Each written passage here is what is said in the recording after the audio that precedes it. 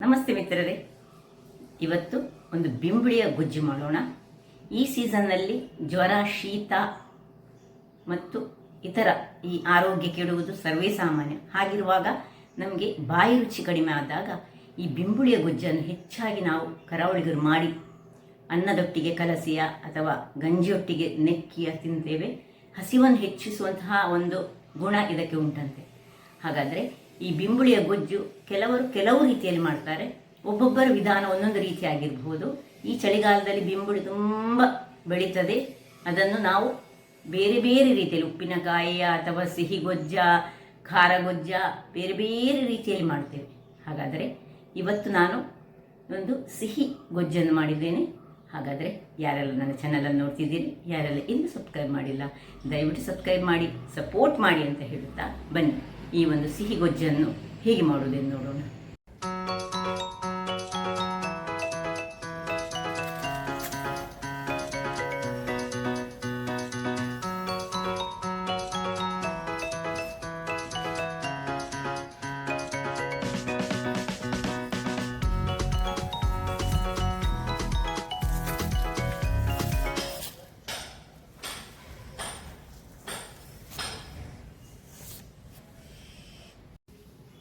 ನಮಸ್ತೆ ಮಿತ್ರರೇ, ಇವತ್ತು ನೋಡಿ ಈ ಬಿಂಬುಳಿ ಇದನ್ನು ಬಳಸಿ ನಾವೊಂದು ರುಚಿಕರವಾದ ಗೊಜ್ಜು ಮಾಡೋಣ. ಬೇಕಾಗುವ ಸಾಮಗ್ರಿಗಳು: ಒಂದು ಹಿಡಿಯಷ್ಟು, ಒಂದು ದೊಡ್ಡ ಕೈಯಲ್ಲಿ ಹಿಡಿ ತೆಂಗಿನ ತುರಿ ಬೇಕು ನಮಗೆ. ಸ್ವಲ್ಪ ಇದು ಗೊಜ್ಜು ಸ್ವಲ್ಪ ಸ್ವೀಟ್ ಇರ್ತದೆ, ಹುಳಿ ಇರ್ತದೆ, ಖಾರ ಇರ್ತದೆ. ಸೊ 2 ಬ್ಯಾಡಗೆ ಮೆಣಸು, 2 ಗ್ರೀನ್ ಚಿಲ್ಲಿ, 8 ಬಿಂಬುಳಿ ತೆಗೆದುಕೊಂಡಿದ್ದೇನೆ. ಒಂದು 4 ಎಳೆಯಷ್ಟು ಪಾಡ್ಗಳಷ್ಟು ನಮಗೆ ಬೆಳ್ಳುಳ್ಳಿ ಬೇಕು.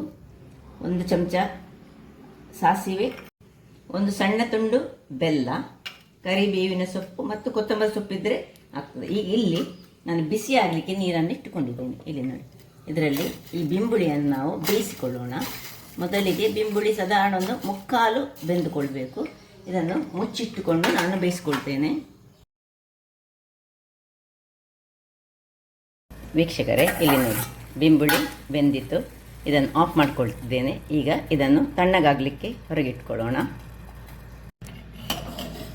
ನೋಡಿ, 3/4 ಬೆಂದರೆ ಸಾಕು, ಫುಲ್ ಬೇಯಬೇಕಂತ ಏನಿಲ್ಲ. ಇದನ್ನು ಒಂದು 8 ಬಿಂಬುಳಿ ಹೊರಗಡೆ ಇಟ್ಕೊಂಡು ಇದು ಸ್ವಲ್ಪ ತಣ್ಣಗಾಗಲಿ. ತಣ್ಣಗಾದ ಮೇಲೆ ಇದನ್ನು ಗ್ರೈಂಡ್ ಮಾಡಲಿಕ್ಕುಂಟು.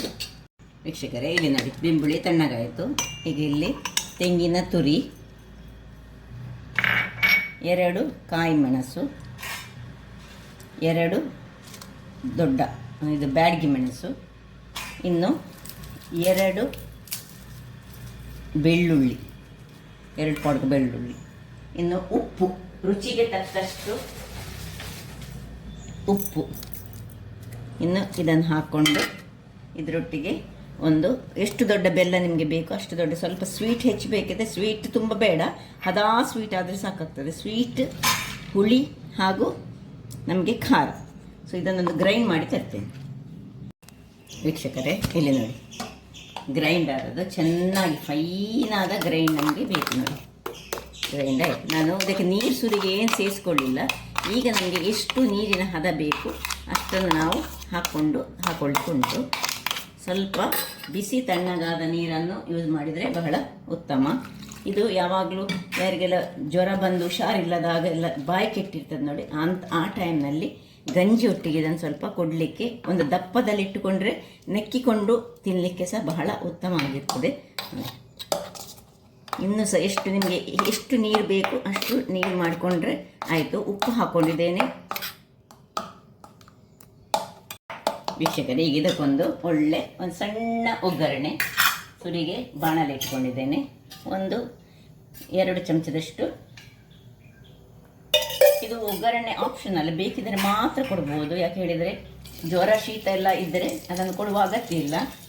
ಈಗ ಅದಕ್ಕೆ ಸ್ವಲ್ಪ ಸಾಸಿವೆ ಹಾಕ್ಕೊಳ್ತಿದ್ದೇನೆ. ಇನ್ನು ಕರಿಬೇವಿನ ಸೊಪ್ಪು. ಸೊ ಕೊತ್ತಂಬರಿ ಸೊಪ್ಪು ಇದ್ದರೆ ಕೊತ್ತಂಬರಿ ಸೊಪ್ಪು ಸಹ ಹಾಕ್ಕೊಂಡ್ರೆ ಬಹಳ ಉತ್ತಮ.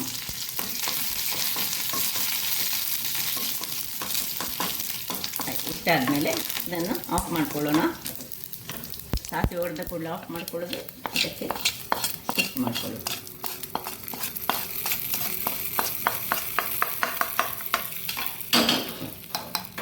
ರುಚಿ ರುಚಿಯಾದ ಒಂದು ಬಿಂಬುಳಿಯ ಗೊಜ್ಜು ರೆಡಿ ಆಯಿತು. ಬಹಳ ಟೇಸ್ಟಿಯಾಗಿ ಬರ್ತದೆ. ಸಿಂಪಲ್ ಆದದ್ದು, ಒಂದು ಸೈಡ್ ಡಿಶ್ ಆಗಿ ಸಹ ಇದನ್ನು ನಾವು ಯೂಸ್ ಮಾಡ್ಕೊಳ್ಬೋದು. ಹಾಗಾದರೆ ನನ್ನ ಕುಕಿಂಗ್ ಚಾನಲ್ ನಿಮಗೆ ಇಷ್ಟ ಆದರೆ ಬೋಳೂರು ಸುವರ್ಣ ಚಾನಲನ್ನು ಲೈಕ್ ಮಾಡಿ, ಶೇರ್ ಮಾಡಿ ಹಾಗೂ ಸಬ್ಸ್ಕ್ರೈಬ್ ಮಾಡಿ ಹಾಗೂ ನನ್ನ ಇನ್ಸ್ಟಾಗ್ರಾಮ್ ಪೇಜನ್ನು ಫಾಲೋ ಮಾಡಿ. ಧನ್ಯವಾದಗಳು.